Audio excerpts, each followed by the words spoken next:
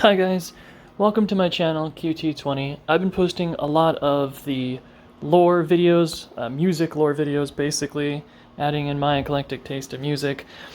This is my third attempt at playing this game. I have 3 accounts, trying to grab all the content, and as you guys have been able to kind of follow along with me, I've been taking you through Varo Tagaris. So if you're new to playing Tacticus, this is for you. If you are a veteran player, chances are none of this information is going to be helpful for you. What I found was there's a lot of guides out there that give you beginner information, so this is definitely going to be a compilation of those thoughts that I have for myself after playing Tacticus. This is my third iteration, and the reason I did that was so that I could grab all of that original footage for the introduction.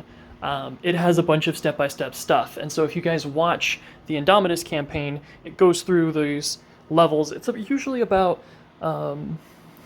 somewhere between 5 and 10 different battles, but instead you just see the cutscenes that includes all the information that you need. And here's my kind of compilation for if you're just starting out and you're not sure what to do or who to level, then here's my tips for you guys. My first one, Bellatar is your carry.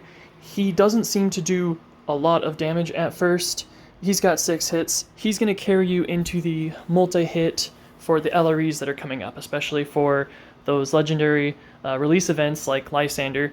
You're going to want to have somebody with a max or a minimum of 5 hits. And if Bellatar is your carry, then at least you'll have starting off with 1 unit who's going to match that, right? As you go up the chain and you level the different abilities, when you get to around, I believe it's 15 or 20, you're going to be able to unlock Vehicles of War, the Machines of War. You'll be able to start picking your campaign event. Picking a campaign event is probably really difficult. I just picked a campaign event that just happened now, so when you get the chance to pick the next one, having an idea of what to pick for a new player is going to be kind of huge. For me, I recommend doing the Adeptus Mechanicus event. It is very difficult starting out because chances are, like this particular starting event, I actually don't have any World Eaters. And you're probably thinking, QT20, what does World Eaters have anything to do with this? Well, if you click here, it'll show you your deployment rules, and you'll see that the deployable factions is not just the only one that I have right now, right, is Malladus. Not only can you deploy the Death Guard, but also you can deploy World Eaters as well. So you're looking at the easiest ones to get is going to be Rask. I believe he's the easiest one to get, because when you're looking at the reward page, yeah, after you get to about 90 requisitions, which they come, you get one every level, so they come to you. You don't have to spend your Blackstone on them. I'm not spending any of my Blackstone on requisitions. I'm just getting it as it comes, right, from completing the quests. And completing the quest is kind of huge, right? These missions, they stack up, and each unit that you unlock is going to get a new mission, and you can scroll through missions for a while. If you look at like some of my my main account, I have like all these missions completed, right? And my mission level is pretty high. Actually, I should go check what my mission level is. But right now I'm only at mission level 11, right? When you complete these, you're getting a requisition, right? So something else to work towards, right? So the mission level is 11. I've gotten easily 11 requisitions from doing this, right? The next up is focusing on the starting campaign to unlock the other campaigns.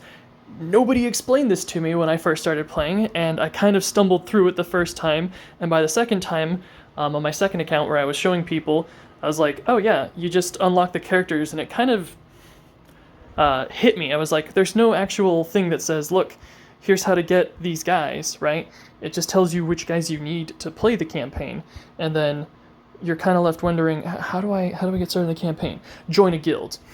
Step 1, we join a guild, and we're going to do these simple things. We're going to start with buying out all of the top 3 guys. The top 3 guys are actually, in my opinion, kind of the carries for each of these campaigns.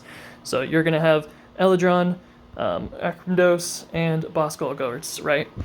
these guys are going to, they're gated, locked behind to unlock the campaign. So right now you can see we've got Snapper Weka.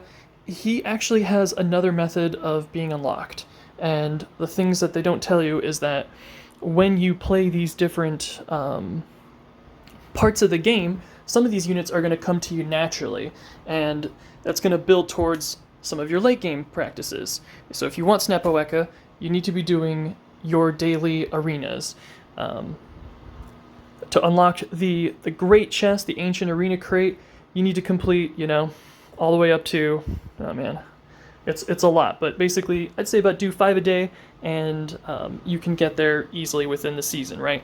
The season's at the top of the corner there. It says how many days are left before it resets, right? And you can see your progress towards getting a next crate. And each crate you do, you're going to get more Snapper Weka cards, right? So that means, right, go down into the next options and start looking at the rewards that you're going to get. Why does it not show the Onslaught rewards? I could have sworn there was a unit that's attached to this.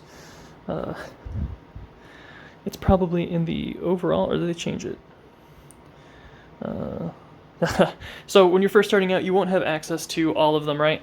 This is brand new, basically, account for me.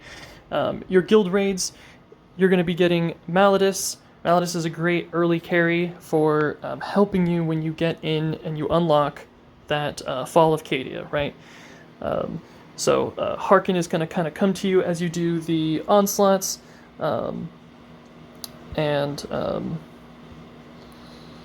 is it Harkin who comes to you? How do you get Harkin? I think Harkin is scripted. Did I unlock him yet? I did. I unlocked him. Okay, so it should be Abraxas, Angrex, that comes out for completing the onslaughts. So as you complete the onslaughts, you'll eventually get Angrex, and you'll feel like a more appropriate level. All of this stuff eases you into it. You first focus on the Indominus campaign, and if you guys have been watching the show so far, I've gotten up to Aleph Null, which means now I've unlocked the 3 main characters that gives you the mirror campaign. Same campaign, but it has slightly better drop chances, and those drop chances are easy to look at when you take the time to click on the stuff, but nobody tells you can click on all these things, so take a look at the rewards. A lot of people will show you these early tips about unlocking the elite campaigns. The elite campaigns are huge. They're going to be your game breaker because you're going to be getting basically a chance to get double the loot for a little bit less of the energy. So join a guild as soon as you can and start working towards getting completion on those guild raids. When your guild pushes as far as they can go, you're going to see they're going to get to that boss that they just can't overcome, and then you'll have a reset. And that reset this one comes in 3 days from now, right? And then your raid should be able to complete all of the common and uncommon relatively easily, and you're looking at an accumulative reward, right? About I think it's like 1,000 different guild points that you're going to be getting, right? And that's going to add up, and you're going to see up there I've got about 5,800, and I've been spending it consistently on unlocking these first 3 units. That should be your prime goal. For mid-game and late, you're going to be looking at unlocking more orbs. Orbs are going to become way more important as you get into the game, and then of course the skill books. And right now when you first start off, mine is capped at rare for the rarity. If you look at like my late tier account, I'm purchasing mythic books, right?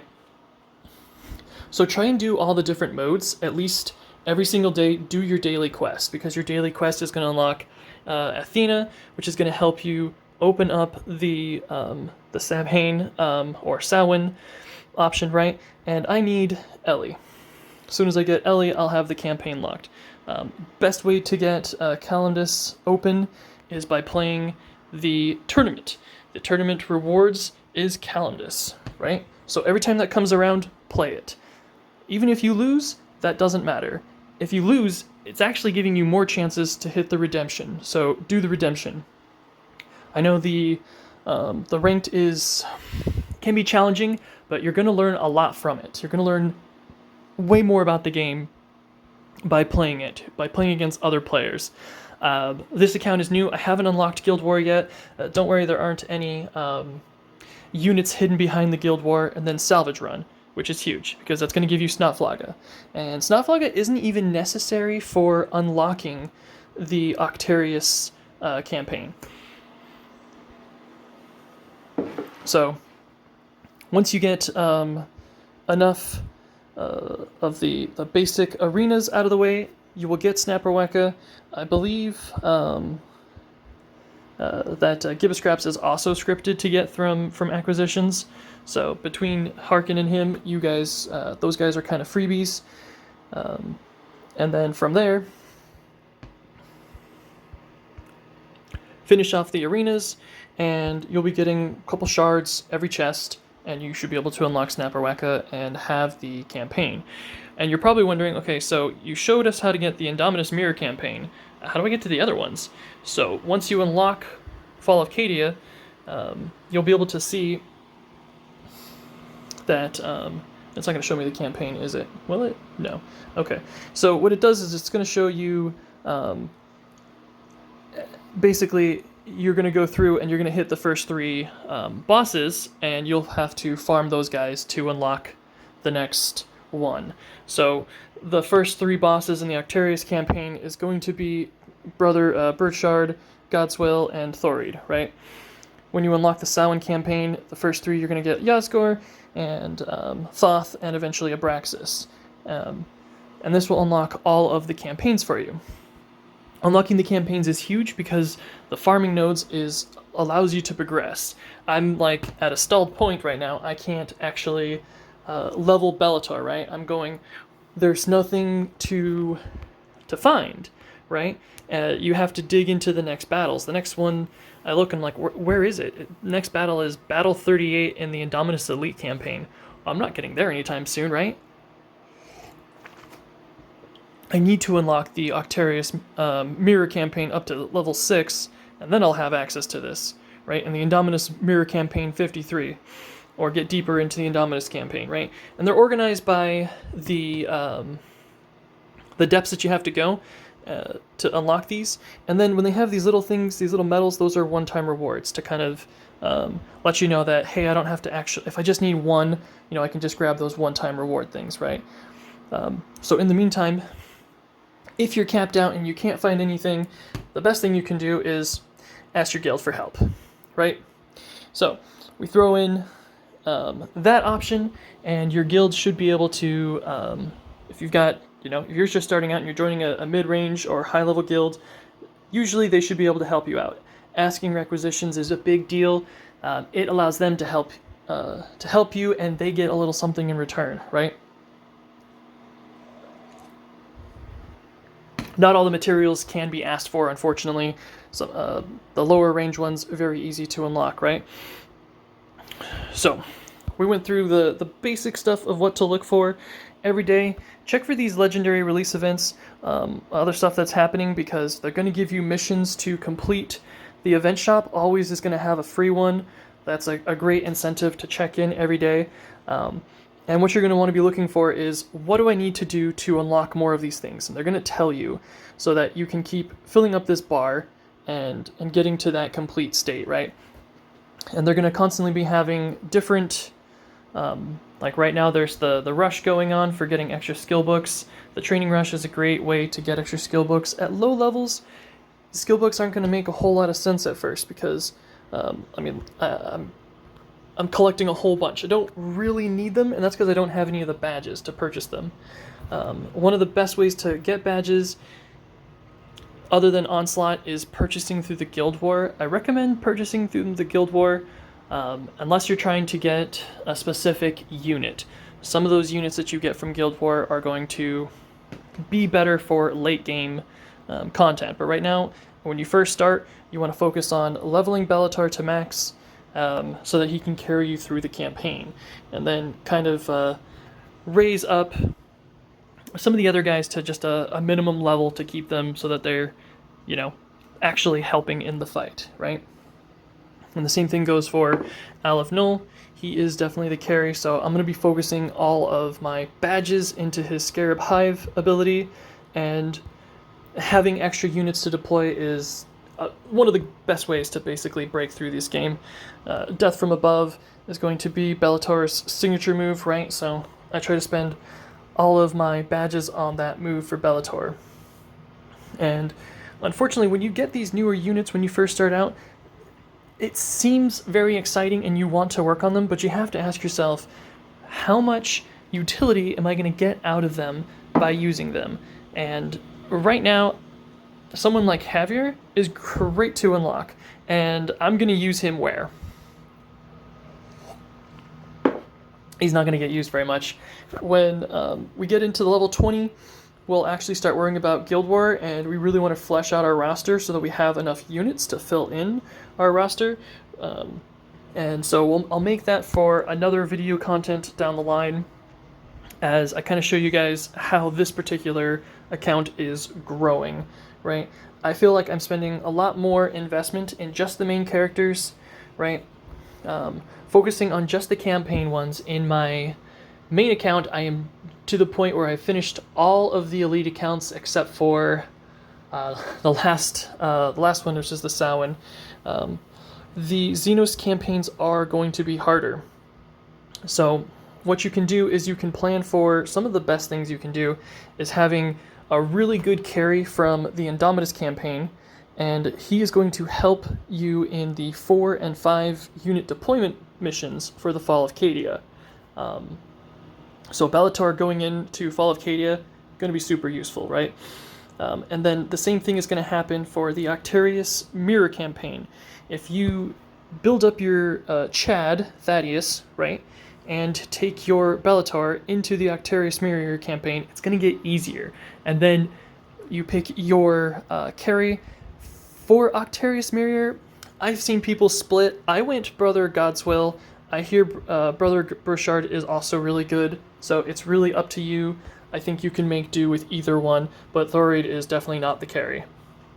And this will help you complete all of these campaigns and the elite ones, because you're going to be building on your Imperial factions. There are 3 Imperial and there are 2 Chaos, right? So you'll get to play the Fall of Cadia, and it will help your Samhain Mirror. Basically, you'll be taking Ingrax and Archimedos into the Samhain Mirror campaign when you get to those 4 and 5 deployment unit missions, and they're going to greatly help you. Abraxas and Archimedos, they are like twinsies, right? They absolutely love to use the psychic damage. It's just going to make the Thousand Suns peak sooner for their active passive ability, for their racial passive, and it's going to pair well with helping Abraxas get out more summons so that you can complete the missions easier. And this is why we say that the Xenos ones are the hardest, because when you're deploying the Indomitus Mirror campaign, the units that you can deploy, you're stuck. You're stuck with only the faction of the Xenos campaign. This isn't a Rogue Trader game. You can't just bring whoever you want. So I don't recommend pursuing them as hard as you do the Imperial and the Chaos at first. If you're having fun doing it, do it. If you're looking to min-max, I think that that's the best way to go. The recommendation of hitting these Imperial ones as hard as you can so that you can unlock more farmable nodes. Those nodes are then going to help you spend less energy because you're going to have a better drop chance, and you'll have an even higher drop chance when you get into the elite nodes, so that you can spend the least amount of energy to level up your guys. Ultimately, you only get so much energy every day, and unless you are a dolphin or a whale spending money on Blackstone, which spending Blackstone on energy seems to be the most effective way to go about this game. I had a mountain of Blackstone on my main account, and it allowed me to level faster than other guildmates. And we can kind of track our progress for our guildmates. So getting Blackstone, the daily one, is probably my personal favorite. I usually have it on my main account. Let's see if I can show you where it is. This one's kind of hard to see because I don't have all the units yet, so it's a lot to scroll through. But this daily Blackstone shipment, look at it, $2.99. It is so easy to commit to that because it's for 30 days. 30 days you're getting extra 200 Blackstone. What that means is when the prompt comes up to watch an ad, watch the ad, get the extra energy. When you spend your stuff again and it says, hey, you want to keep spending, you're going to need to, let's see here. Oh, wait. I actually have a battle to do here. I thought I didn't have any more energy. Oh no. I'm doing the next, the plot line for this. Okay, I'm going to run through this real quick. Okay, so I grabbed the plot line real quick, and as you can see, I recently unlocked Azrael, so this campaign is limited to basically all the Imperials, right? Every single Imperial is going to stamp in here. I wanted to show you guys how it looks for basically when you get to the prompt of what to spend your Blackstone on, but I didn't realize that I still had energy left. Yeah, I'm a dork. Okay, so I'm just going to run through this real fast. You can see how I pretty much just spam their abilities, and using their abilities is, I think, really important because there's little things that are constantly tracking what you're doing. Have your guys travel as many spaces as they can when you're playing early on, and so that you can unlock more Blackstone through completing some of the quests that they have there. Okay, did I run out of... Okay, I needed to raid that. So, raid. It's going to use my raid tickets, right? And it comes to this prompt. So when this prompt shows up, hit the watch ad, spend the 25 Blackstone for the next extra energy, then spend the 50. If you spend the 25 and the 50, you're only at 75 Blackstone. Hit it again for the 110, and you're still under the 200 Blackstone that you get daily from this shipment. Strong recommend if you're going to purchase something. This is your cheapest bet, other than hitting the Battle Pass. For the Battle Pass, strong recommend. This is going to be your best bet for just starting off with the Battle Pass. It's only $9.99. And what it's going to do is it's going to give you everything on the left column. And I used to kind of play in a silly form where I would try to unlock the whole Battle Pass and then pay for it.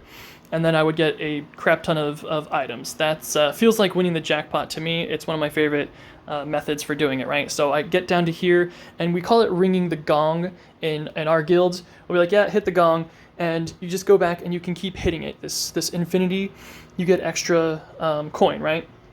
But if you have the Battle Pass, you're looking at getting an extra Tome of War, which I think makes a huge difference, right?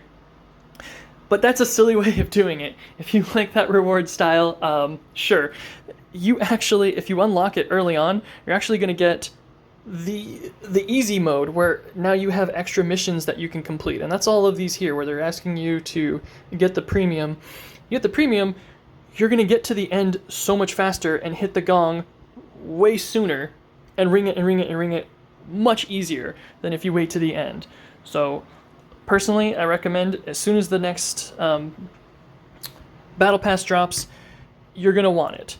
Especially when they're featuring new characters, that's going to make unlocking that new character that much easier. Right now, it's Ramsus, and you can't get him anywhere else. So he will eventually become available down the line, of course, but it's going to be a while. You're going to be waiting for him. So if you want to unlock Ramsus, now's your time, right? That's the best methods that I suggest for spending.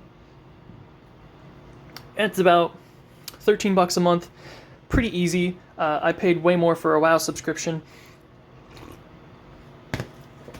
I think that pretty much covers all of the early content I can think of. Other creators have done a much better job of it, but this is just my personal take on a lot of the stuff that I've been hearing over time and my experience for building up these low-level guys. And by no means am I the best raider or do I know everything. I get stuff wrong all the time. I get stuff wrong a lot. As far as building up your salvage runs, I got told some advice early on was pick one and go with it. And I was like, why? And apparently, the deeper you get, the more gold and rewards you get. And I disagreed with that. Full stop.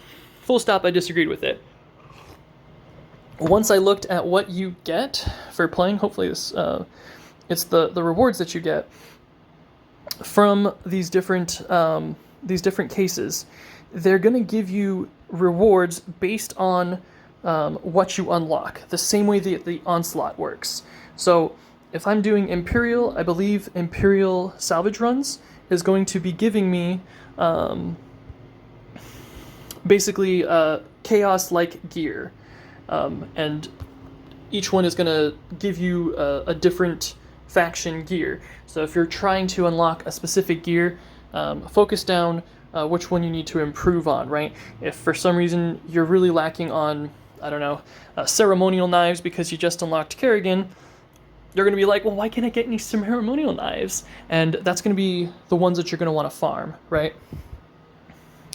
As far as Onslaught goes, on my oldest account, I tried leveling them all pretty evenly, and then I ended up doing Xenos, maxing them out because I was leveling Neurothrope. Most fun I ever had playing it. It got to the point where I was literally losing the Onslaughts. You can lose the Onslaughts. It sounds pretty embarrassing. You don't get to honor a troop at the end, but you do get to keep as many waves that you completed, and you might have not completed some of the waves even though you're into the waves, so you get less and less badges from it. So yeah, I think that covers just about everything I can say for the quick guide. As far as looking at your unit and your roster, this game is not meant to be played like trying to speedline, get to the end as quickly as possible. I recommend building a community. In my guilds, we recommend making a Discord for your guild, connect with those buddies. I have made some really awesome friends doing this, and we share pics on our Discords, and we become really good friends, and we have great conversations. We cheer each other on. We're constantly asking each other for advice, and it builds up a community, and those guild mates can become pretty rad for you. I strongly recommend that you play this game more like you're prepping for a marathon. You're got to be in it for the long haul. And this game is great because you can just, when you don't have time and you're not feeling like playing, you can log in and you can just raid those missions and you can just log out. If you have a little bit more time, you can knock out those daily missions.